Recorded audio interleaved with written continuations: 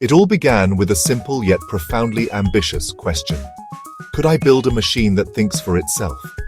Not just a toy that follows a pre-written set of commands, but something more. I envisioned a small creature of wires plastic that could learn from its mistakes, adapt to its environment, and genuinely improve over time. The idea felt like something pulled from the pages of science fiction, a dream whispered by futurists and filmmakers. But here, in my small workshop, surrounded by the scent of solder and the hum of a computer, I decided to chase this impossible notion. I wanted to witness the birth of a rudimentary intelligence, created not in a high-tech lab, but with my own two hands. This was more than just a hobbyist's project. It was a personal expedition into the very heart of artificial intelligence. The challenge was immense, calling for a blend of mechanical engineering, electronics, and the mysterious art of programming. I imagined a little robot navigating a maze, not because I had programmed the solution, but because it had figured out the path on its own through trial and error. The adventure was about to begin. To understand the magic I was chasing, we must first distinguish between two types of robots. The first, and most common, is the follower robot. Imagine a toy car programmed to drive forward for 5 seconds, turn right, and then stop. It will execute these instructions perfectly every single time without fail. But if you place a book in its path, it will crash into it relentlessly. The robot has no awareness of the book. It only knows its rigid, unchangeable script. It is a puppet, and its code is the strings. It cannot adapt, it cannot improvise, and it certainly cannot learn from its unfortunate collision. Its world is defined entirely by the commands it was given at its creation.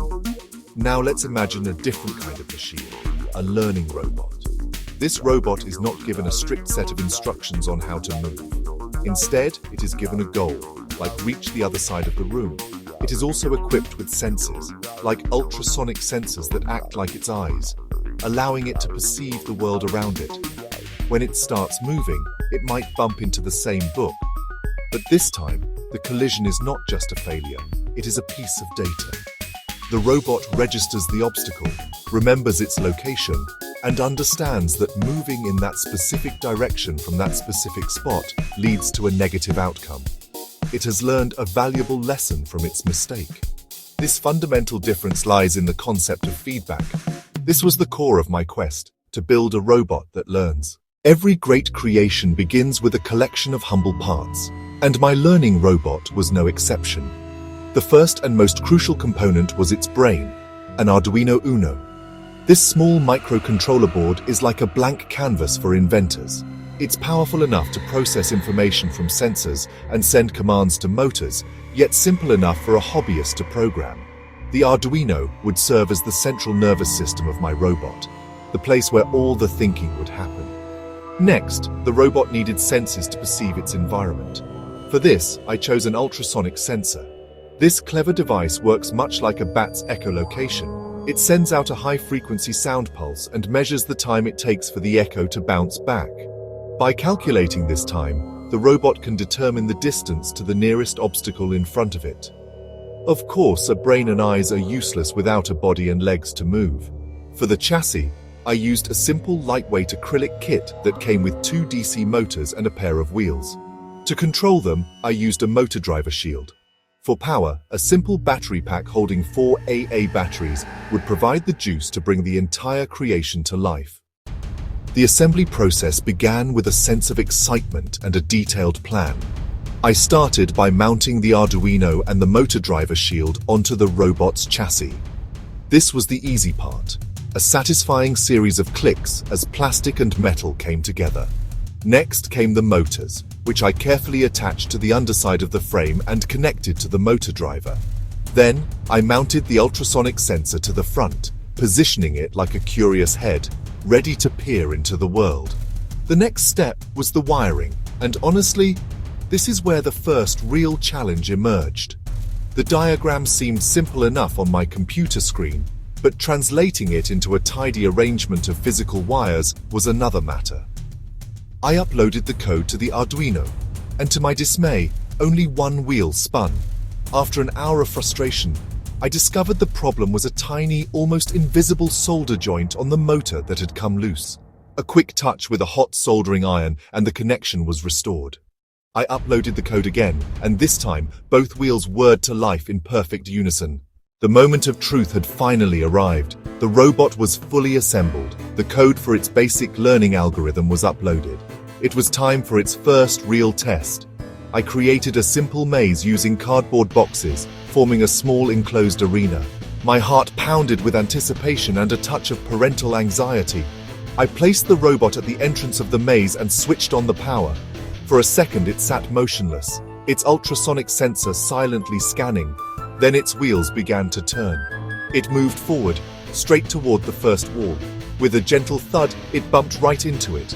A failure, yes, but a glorious one. It was the first data point in its new life. What happened next was crucial. After a bump, the robot was supposed to reverse a little, turn a random amount, then try moving forward again. It did exactly that.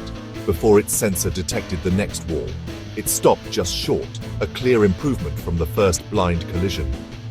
It was a small victory, but it felt monumental. These failures were not flaws.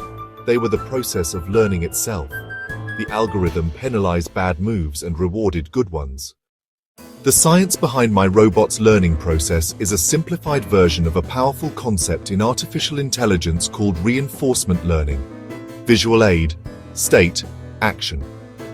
Reward, new state. Think of it like training a pet. When the pet performs a good trick, you give it a treat, a positive reward.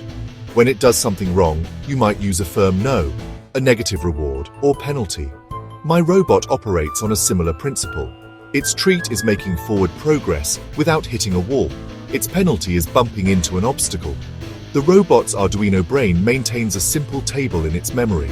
This table links situations to actions. A situation could be defined as obstacle is very close.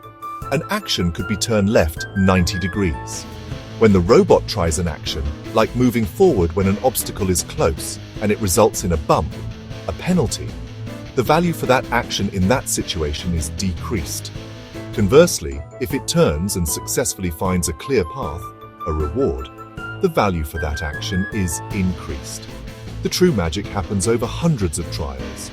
The clumsy, random movements of the beginning slowly give way to more deliberate, intelligent decisions. After about an hour of continuous learning in the maze, the transformation was astounding. The robot that once bumped into every wall now navigated the corridors with a newfound grace. A tiny spark of intelligence, a preference born from experience. The first true lesson had been learned.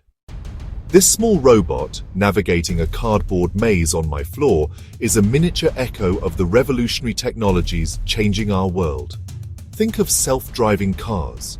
They don't have a programmer who has written code for every single possible traffic situation on Earth. Instead, they learn by processing vast amounts of data from real-world driving and simulations. When we send rovers to explore Mars, like the Perseverance Curiosity, they must have a degree of autonomy. The time delay for signals to travel from Earth to Mars can be over 20 minutes, making real-time remote control impossible. These rovers use their own sensors and learning algorithms to navigate the treacherous Martian terrain on their own. The journey of building this robot taught me more than just electronics and code. It taught me about the nature of intelligence itself. It is a process built on failure, patience, and gradual improvement. This experience has demystified artificial intelligence for me, transforming it from an abstract, intimidating concept into something tangible and understandable. I invite you to start your own journey. You don't need a fancy laboratory and advanced degree. You just need an idea, a few components, and the passion to see it through. Build something, make it fail, figure out why, and make it better.